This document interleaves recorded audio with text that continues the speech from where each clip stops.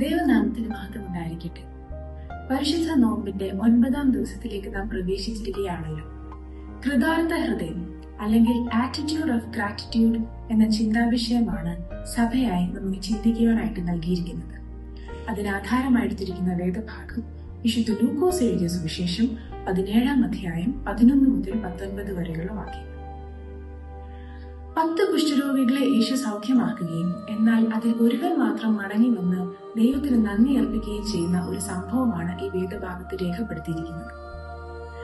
താഴോട്ടുള്ള വാക്യങ്ങളിൽ നാം ശ്രദ്ധിക്കുകയാണെങ്കിൽ യേശുക്രിസ്തു ചോദിക്കുകയാണ്, 10 പേരെ ഞാൻ സൗഖ്യമാക്കിയല്ലോ, എന്നാൽ ഈ അന്യജാതിക്കാരനല്ലാതെ ബാക്കി 9 പേർ എവിടെ? ഒരു പക്ഷേ നാം ചിന്തിച്ചേക്കാം, യേശുക്രിസ്തു ഒരു പുകഴ്ച ആഗ്രഹിച്ചിട്ടാണോ ഇങ്ങനൊരു ചോദ്യം ഉന്നയിച്ചത് എന്ന്. എന്നാൽ അങ്ങനെയല്ല.